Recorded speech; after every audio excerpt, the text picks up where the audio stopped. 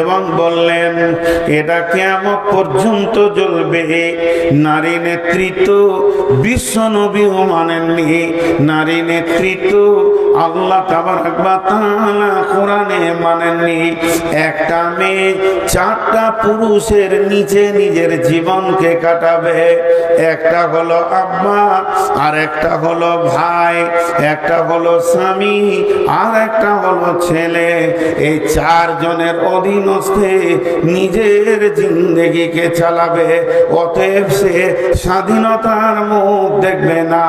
আমার আল্লাহ বললেন আর রিজালু কাওয়ামুনা আলান নিসা।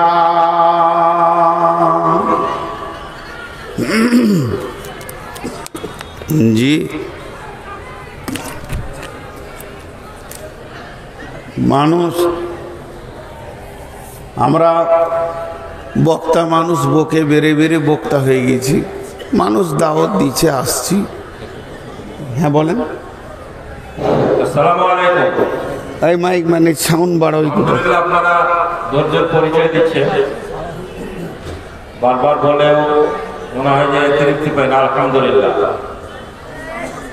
এই যারা আপনারা আছেন এখানে বা দোকানে আওয়াজ শুনছেন, আমাদের ডেলিগেট এর কাজ প্রায় শেষ হতে চলেছে, আধ ঘন্টার মধ্যে বন্ধ হয়ে যাবে। আপনারা যারা খেতে ইচ্ছুক, এখন ভিড় ভাড় কিছু নেই, যে খেয়ে আসতে পারেন। যারা খেতে ইচ্ছুক, আওয়াজ যারা শুনছেন তাদেরকে বলছি খেতে ইচ্ছুক চলে যান, আধ ঘন্টার মধ্যে বন্ধ হয়ে যাবে। আসসালামু আলাইকুম। হ্যাঁ আল্লাহ জান, প্রয়োজন থাকলে খাওয়াটা প্রয়োজন, আবার আল্লাহর হুকুম কুলু ওয়াশরাবু, খাও পান করো, ওয়ালা তুসরিফু, অপচয় করো না।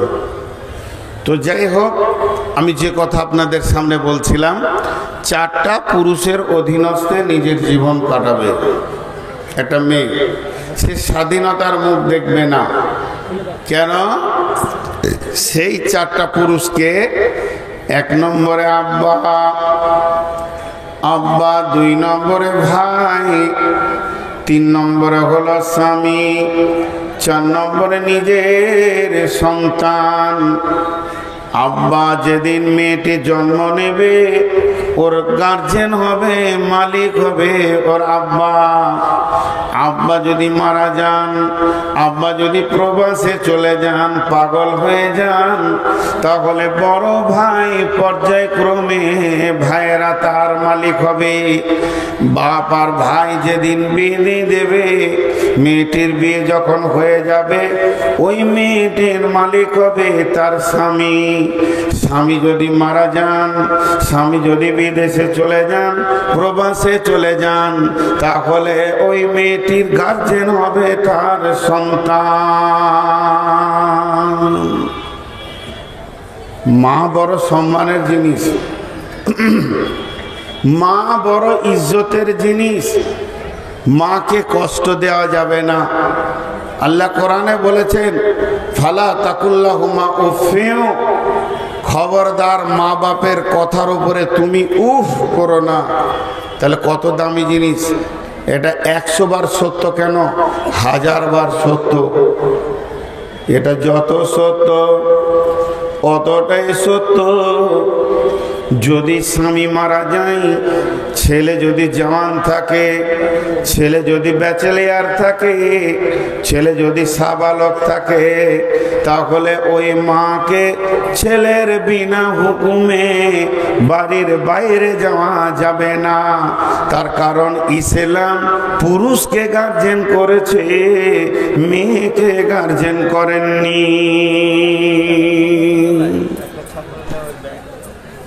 পুরুষ তো পুরুষই। এখন ছোট্ট একটি কথা পুরুষ ভাইদেরকে বলছি, মেয়েদেরকে এতক্ষণ বললাম। পুরুষদের মনে মনে হবে তাহলে মেয়েদের দাম কি কমে গেল? জি না, মেয়েদের দাম কমেনি। তাহলে বাড়লো কি করে? স্বাধীনতা পেল না তো বাড়লো কি করে? বাড়লো ওদের দাম বেশি হলো। একটা জিনিস উদাহরণ বোঝার চেষ্টা করেন। লোহাকে কেউ গুটিয়ে বাক্স বা সন্দুকে রাখে না। সোনাকে আগে লাল কাপড়ে, কাগজে, তারপরে ভেলভেটে, তারপরে প্লাস্টিকের কোটো, তারপরে টিনের কোটো, তারপরে সন্দুকে। কেন? দামি জিনিস। আর সোনা যেখানে থাকে ব্যাংকের লকারে, সোনা যেখানে থাকে ব্যাংকের লকারে, সেখানে সিকিউরিটি ফোর্স দেওয়া আছে যেন জিনিসটা হেফাজত থাকে, দামি জিনিস। তো আল্লাহ তাবারাক ওয়া তাআলা নবী বলছেন, আদ-দুনিয়া কুল্লুহা মাতা, আদ-দুনিয়া কুল্লুহা মাতা ওয়া খায়রুল মাতাঈদ দুনিয়া আল মারআতু সালিহা।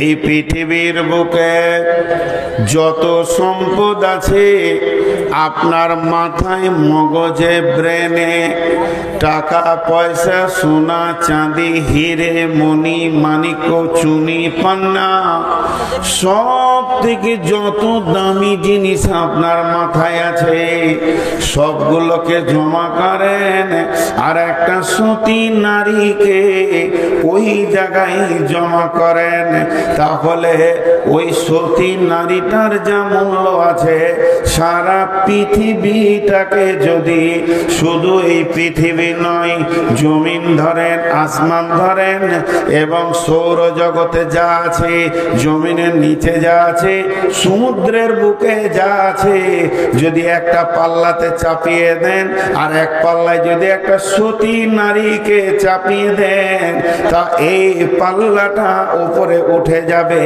সতী নারীর পাল্লাটা নিচে নেমে যাবে। যেহেতু বিশ্বনবী বলেছেন এর থেকে দামি সম্পদ আর নাই। এটা হলো দামি সম্পদ। সতী শব্দটা লাগাচ্ছি কিন্তু অসতী হলে হবে না। এটা হলো দামি সম্পদ। সতী শব্দটা লাগিয়েছি, মা বোন একবার কান করে শুনবেন। কেন এত দামি? আমি একটা লম্বা করে অ্যাঙ্গেল টেনে নিয়ে আসবো, মেয়েদের মূল্যটাকে একবার ওপর দিকে তুলবো, তারপরে পুরুষদেরকে ওদের সিকিউরিটি গার্ড দেওয়া হয়েছে এটা প্রমাণ করব। তো মূল্যটা উপর দিকে একবার তুলবো। আল্লাহ নবী বলছেন, বিসমিল্লাহির রহমানির রহিম, وعن ميمون الأوردي قال يعظ رسول الله صلى الله عليه وسلم وهو يقول اغتنم خمسا قبل خمس شبابك قبل حرامك। হাদিসটা ধ্যান দিয়ে শুনেন, লম্বা হাদিস, একটুকু নিলাম, বেশি নিইনি। আল্লাহ নবী বলছেন, ইগতানিম খামসান কাবলা খামসিন, ও পৃথিবীর মানুষদের, তোমরা জীবনে 5টা জিনিসকে এক চান্স পাবে। যদি কেউ প্রথম চান্সে সেটা হাতছাড়া করে দেয়, অবহেলায় চলে যায়, এরপরে মাথা ঠুকে কাঁদলেও আর দ্বিতীয় চান্স পাবে না। সেই জিনিসগুলি এমন জিনিস আপনাকে আমাকে চাইতে হবে না, আল্লাহ ঠিক ঠিক টাইমে ওগুলো দেবে, আবার ঠিক টাইমে আল্লাহ কেড়ে নেবে। যখন দেবে তখন তুমি কাজে লাগিয়ে নাও, আর যখন কেড়ে নেবে আর মাথা ঠুকে তুমি চান্স পাবে না। সেই 5টার মধ্যে আমি একটা বলছি, শাবাবাকা কামলা হারামিকা, জওয়ানি একটা বড় নিয়ামত, যৌবন একটা বড় নিয়ামত। যেদিন বার্ধক্য চলে আসবে সেদিন কেঁদে মরে আর যৌবনকে ফিরে পাওয়া যাবে না। একদিন আমার আপনার যৌবন ছিল না, বয়স যখন 10-12, যৌবন ছিল না, যখন আমার আপনার যৌবনের প্রয়োজন হয়েছে, আল্লাহকে দরখাস্ত দিতে হয়নি, ঠিক টাইমে নারী এবং পুরুষের ভিতরে যৌন তরঙ্গ বইয়ে দিয়েছে। আবার একটা দিন এমন আসবে, ওটাকে কখন আল্লাহ কেড়ে নেবেন যে ঘাটটা গর্দনটা ধরে বার্ধক্যের ঘরে ভরে দেবে। এরপরে যদি মাথা সাজদা ঠুকে কাঁদা হয় আর যৌবন ফিরে পাওয়া যাবে না। কি পুরুষ কি নারী এরা ধ্যানে বসে আছে, তাহলে যৌবনটা কোন কাজে লাগে? যৌবন কি যৌন চরিতার্থ করার জন্য লাগে? জি না, ওটা তো অ্যাডিশনাল পিওর সাবজেক্ট। পুরুষের জন্য 3টে আছে আর নারীদের জন্য একটা আছে। নারীদের জন্য যেটা আছে আমার নবী বলেছে, আল্লাহ বলেছেন, আস্তাগফিরুল্লাহ, আল্লাহ বলছেন কুল্লিল মুমিনাতি ইয়াগযুজনা মিন আবসারিহিন্না ওয়া ইয়াহফাজনা ফুরুজাহুন্না ওয়া লা ইউবদিনা যিনাতাহুন্না। পানির বোতলটা কই? আরে 480 সুগারে বকছি, আমার জিভ এটেই গেছে, ওই জন্য পানি খেয়েছি। ওই জন্য প্রথমে এই তুমি সাউন্ড বাড়াও, এই দুটো সাউন্ড দাও, একবার বলেছি দেওয়া আছে। তুমি খেছো না আমি খেয়েছি, মাইক তো আমি খেয়েছি। তা আমার পানির বোতল কেউ নিয়ে নিলে আমি কাবু হয়ে যাবো, ওই জন্য আমি এইখানে রেখেছিলাম, ভুল করে এইদিকে দিয়ে দিয়েছি, মেরে দিয়েছি। জি, তো এবার শোনেন, পুরুষের যৌবন নিয়ে আমি আজকে যৌবনের কথা বলবো না, শুধু মেয়েরা কত দামি ওইটা একটু এখান থেকে তুলে ধরবো। তাহলে পুরুষের যৌনাঙ্গকে কেন্দ্র করে কোরআনে কোনো আয়াত নাজিল হয়নি, অথচ মহিলাদের যৌনাঙ্গ কেন্দ্র করে কোরআনে আয়াত রয়েছে। এবং আম্মাজান আয়েশাকে শুধু পবিত্রতা ঘোষণা করতে গিয়ে 11খানা আয়াত দিয়েছেন আল্লাহ। তাহলে একটা সতী নারীর মূল্য কত? ওই 11টা আয়াতের তর্জমা তফসির করতে গেলে ফজর হয়ে যাবে। আর ওদিকে আমি যাচ্ছি না, শুধু এতটুকুই বলছি যে মেয়েদের যৌনাঙ্গর কত মূল্য, যে আল্লাহ তাবারক ওয়া তাআলা আয়াত নাজিল করেছেন মারিয়ামকে কেন্দ্র করে সূরা তাহরিমে, এবং আরো কোরআনের ভিতর আয়াত আছে। আর এই জায়গায় আল্লাহ তাবারক ওয়া তাআলা বললেন তোমরা তোমাদের শরমগায়ের হিফাজত করো। তো কেন? এবার একটা উদাহরণ দিব।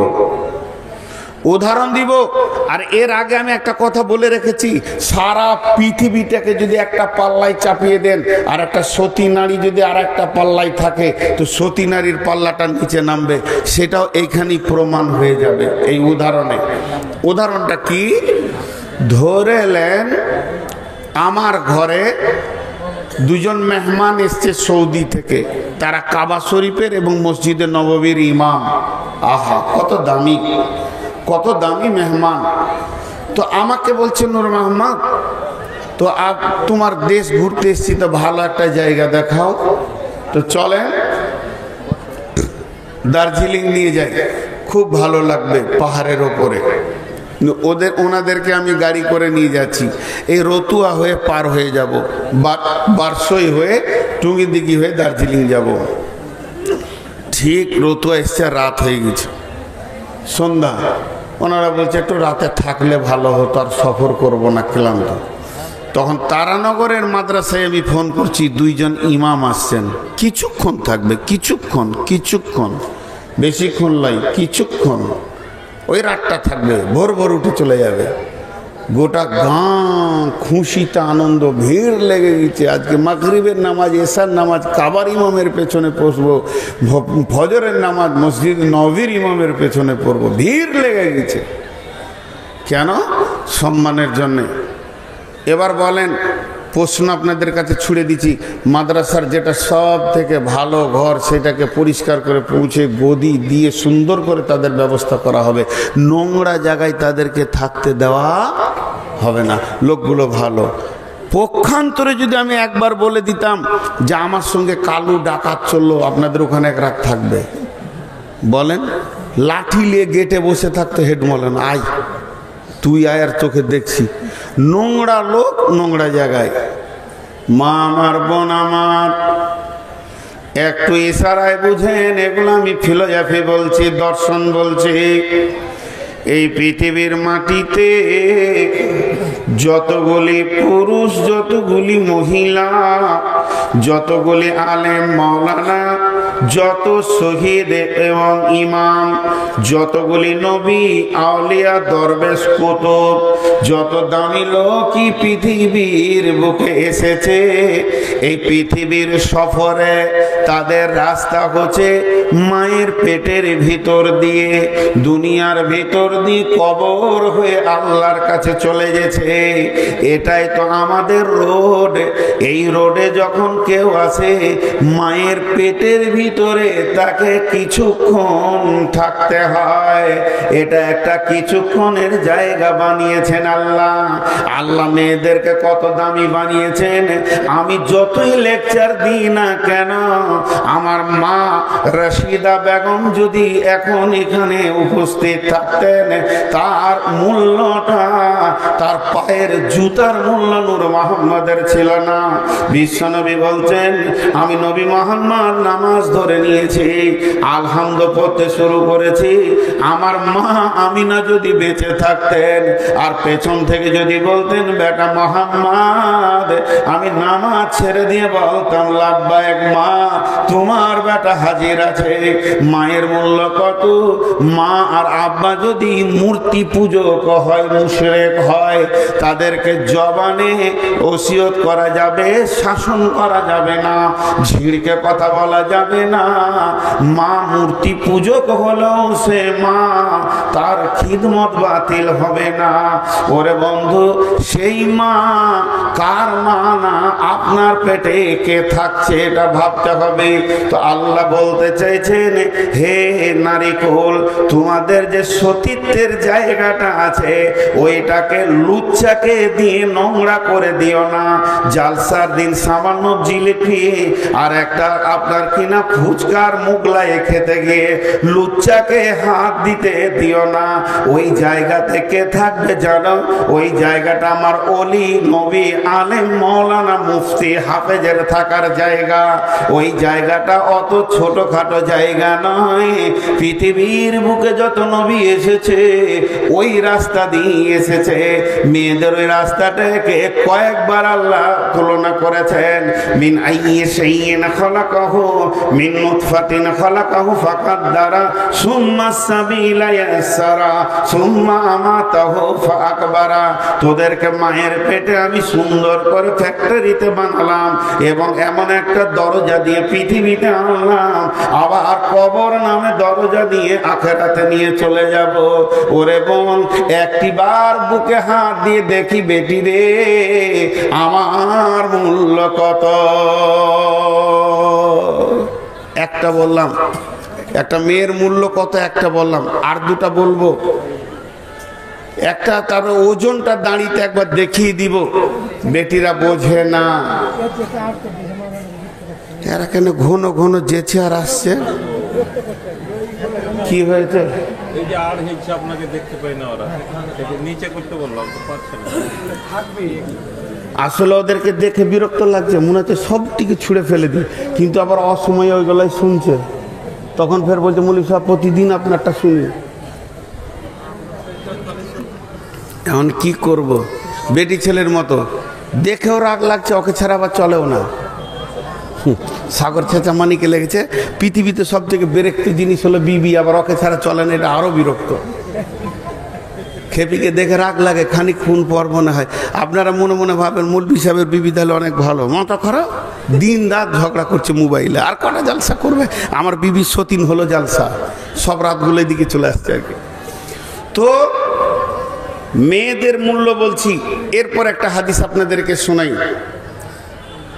জান্নাতের ভিতরে মেয়েদের, নারীতে পুরুষে, নারীদের ভিতরে আপোষের মধ্যে একটু তানাজা হবে। ঝগড়া অনেক রকম আছে, মহব্বত অনেক রকম আছে। এই যে আপনাদের এখানে হাফেজ নজরুল, ওই আমাকে তুই বলে, ওকে আমি তুই বলি। ওতে আমাদের ঝগড়া হবে কেন? একই সঙ্গে যে অবস্থায় মানে হাফ প্যান্ট পরা বয়সে একসঙ্গে থাকা, পড়াশোনা করেছি একই মাদ্রাসায়, তো যদি দেখা হয় তো একটু মহব্বতের ঝগড়া যেটা বলছি। তো জান্নাতে হুরেদের সঙ্গে পৃথিবীর মেয়েদের একটু তানাজা হবে, এটা অনেকবার শুনেছেন, শুনতে কেউ বাকি নেই এই ইউটিউবের বদৌলতে। কিন্তু আমি ওখান থেকে একটা জিনিস আনবো, যখন জান্নাতে হুরেরা বলবে রব হে আমাদের আল্লাহ, আমরা সদা পবিত্র কোনোদিন না পাচ্ছিলাম না, আমাদের মেন্স হয়নি, নিফাস হয়নি, আমাদের গায়ে ময়লা ছিল না, গায়ে গন্ধ ছিল না, ও আমাদের রব আমরা চির সুন্দরী, আমাদের কোনোদিন ঘাম হয়নি, থুতু ছিল না, কফ ছিল না, পেশাব পায়খানা ছিল না, বিধায় আমাদের মতো ওরা হতে পারবে না। তখন আল্লাহ বলবেন ও দুনিয়ার মেয়েরা, এরা তো এদের কোচ দিল, এরা তো এদের নিয়ম নীতি দেখালো, এবার তোমরা একবার বলো তোমরা কি এদের থেকে ভালো না খারাপ? তখন আমার দুনিয়ার মা বোনেরা বলবে হে আমাদের রব, আমরা 5 ওয়াক্তের নামাজি ছিলাম, এরা বেনামাজি, আমরা তেলাওয়াত করেছে তেলাওয়াত করে নাই, আমরা রোজা রেখেছি এরা রোজা রাখে নাই। সর্বোপরি শেষ কথা যেটা বলবে, ও আমাদের রব আমাদের পেটটা এত দামি ছিল, আমাদের পেটে আলেম উলামা হাফেজ কারি মাওলানা মুফতি পৃথিবীর বুকে তারা এসেছে, তাদের থাকার জায়গাটা ফ্যাক্টরিটা, তাদের গ্যারেজটা, তাদেরকে বানানোর জায়গাটা আমাদের পেটে ছিল, আর আমরা ওই 10 মাস খাওয়ার রুচ ছিল না, কষ্ট করে জীবন কাটিয়েছি, পেটের ভিতরে কত কষ্ট, ডেলিভারি প্রতিদিন যেন ওজনকে নিয়ে বেড়াতে হয়েছে।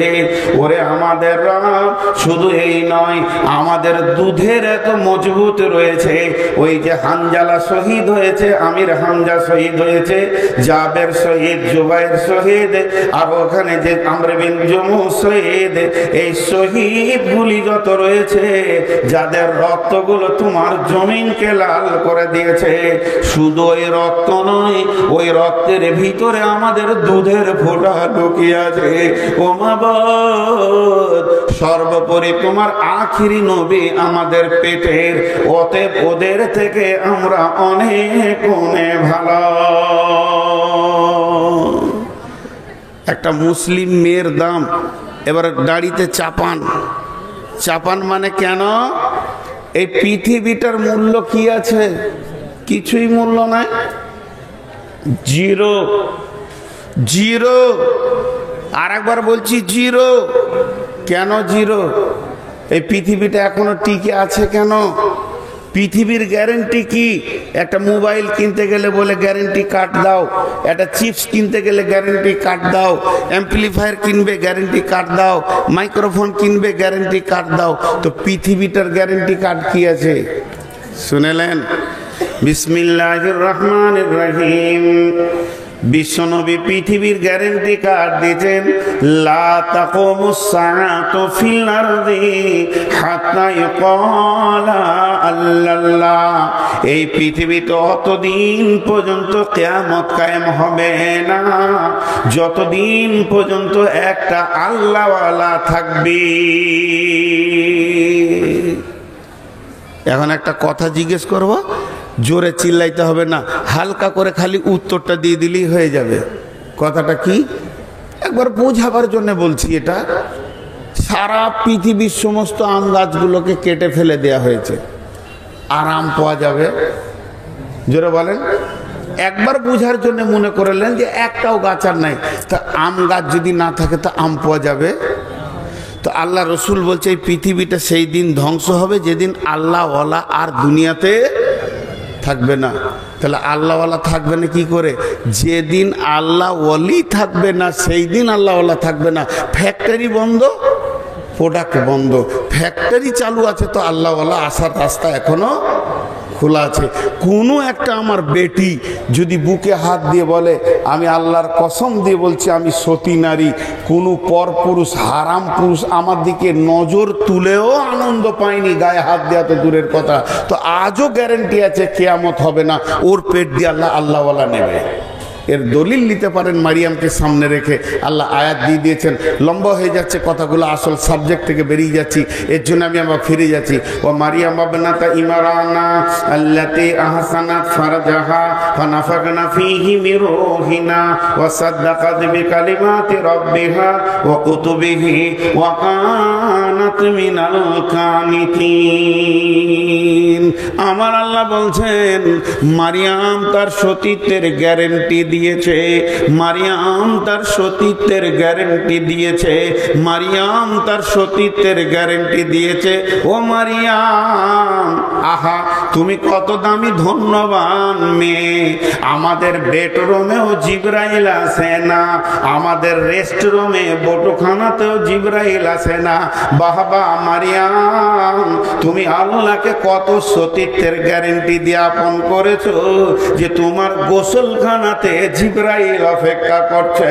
মেয়েটি কত দামি, তার গোসলখানাতে আদো আদো কাপড়, শরীর যেন হালকা ঢাকা হালকা নাঙ্গা, এমন সময় জিবরাইল সুসংবাদ দিচ্ছেন, মারিয়াম রে তোমার সতীত্বের মূল্য এত বেশি, তোমার সতীত্ব থেকে আল্লাহ একজন নবী নেবেন, আর মা বেটাকে কিতাব দেবেন, আর সমাজে দামি বানাবেন। জি, মারিয়ামের স্বামী ছিল না, সন্তান হয়েছে, দাম বেড়েছে না কমেছে? বেড়েছে। হে মা বোন, সতীত্বের গ্যারেন্টি যদি মেয়েরা আজও দেয় তো আজও কিয়ামত হবে না, ভালো পুরুষ পৃথিবীতে আসবে। এবার আমি আমার ব্যক্তিগত ব্রেন থেকে একটা কথা আপনাদেরকে বলছি, আজকের জন্য আপনারা আমার বেটি, আমি আপনাদের আব্বা হিসেবে একটা ওসিয়ত করছি, শুনে নাও। এই যে ভাত খেতে দিচ্ছে সবুজ সবুজ কাগজের পাতা, কাগজের পাতা, ওটা পাতা, আর 2 বছর 5 বছর আগে ছিল ওই শালের পাতা। তো একটা হলো পাতা, আর একটা হলো কড়ির থালা। কড়ির থালা দেখেছেন? চীনামাটি কড়ির থালা, দামি পাথরের থালা, দেখেননি? একবার হ্যাঁটা বলেন কমসে কম। ইন্নালিল্লাহ, এতগুলোর ভিড়ে কথা বলছি, আর এমনি খালি যখন আরাম করছি তো ঘন ঘন মুসাফা, আসসালামু আলাইকুম আসসালাম, মানে ওকে সালামের উত্তর দিতে হবে আর হ্যাঁ বলতে হবে, না বললে পরে রেগে যাবে, তোর কত অহংকার বে। আর এতগুলো লোককে আমি জিজ্ঞেস করছি উত্তর দিচ্ছে না, তাহলে অহংকারটা কার? নিজেদের দিকে দেখবে না, খালি পরের দিকে দেখবে। বাপজি বলছে 3 ঘন্টা চালাও, কিন্তু আমার যে 480 সুগারের রিপোর্ট গাড়িতে ভরা আছে, ডাক্তার বলেছে হুঁশিয়ার। এখানে আসার পর 6খানা ওষুধ খেয়ে এই বায়ান শুরু করেছে। জি, বিবি সাথে একটা করে লোক দিয়েছে, এখন প্রচার হয়ে গেছে নূর মোহাম্মদের গাড়িতে 3-4টা লোক, কত খাওয়াবি রে? ড্রাইভার কার কত রাত জাগাবো? সাথে একটা লোক না হলে হয় না, মাথা ঘুরে 2বার পড়ে গেছি, এই জন্য বাড়ি থেকে লোক দিয়েছে যে যত টাকা লাগে ওখানে নিয়ে যাও, 3-4টা লোক। যাক, সে কথা বাদ দেন।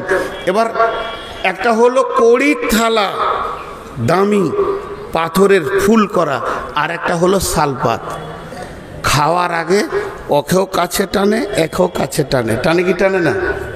শালপাতটাকে, কাগজের পাতটাকে এমনি করে বসবার কাছে টানবে, তো পাত মনে মনে করবে কত ভালোবাসছে রে, একবার কোলে টানছে রে। হ্যাঁ, আর যেই খাওয়া হয়ে যাবে, জি খাওয়া হয়ে গেলে কি করবে? কোথা ফেলবে? টেবিলে। একবারে ডাস্টবিন বললেও ভুল হবে, পায়খানা পেচ্ছাবে নর্দমাতে ফেলছে, দেখেন।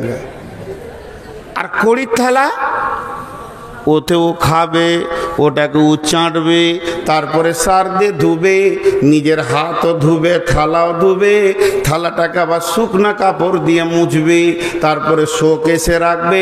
দুপুরবেলায় খেয়ে আস্তে আস্তে করে পাঞ্চা পাবে, ফ্যান ঘুরবে, কড়ির থালাটার দিকেও নজর দিও, কলিজা ঠান্ডা হবে। তো একটা হলো প্রেমিকা, আর একটা হলো বিবি। শালপাতা হলো প্রেমিকা, আর কড়ির থালা হলো বিবি। যখন প্রেমিকাকে কাছে টানে ও মনে করে আমাকে কত ভালোবাসে। ও আমার বেটি রে, তোমাদের আব্বা হুঁশিয়ারি দিচ্ছে লুচ্চাদের কাছে যেও না, খাওয়া হলেই ছুঁড়ে ফেলে দেবে। আর থালা, স্ত্রী এমন একটা জিনিস, ওকে ব্যবহার করবে, আনন্দ করবে, আবার বাড়িতে ঘুরবে ফিরবে তো চোখেও দেখে আনন্দ পাবে। অতএব থালা হও, করির থালা হয়ে যাও, মা বাপের নির্বাচিত পুরুষের কাছে চলে যাও। খবরদার প্রেমিক খুঁজতে দিয়ে নিজেকে শালপাতার কাগজের পাত বানাইও না। যতক্ষণ না খাবে ততক্ষণ আদর করবে, আর খাওয়া হয়ে গেলে ছুঁড়ে ফেলে দেবে। তাহলে একটা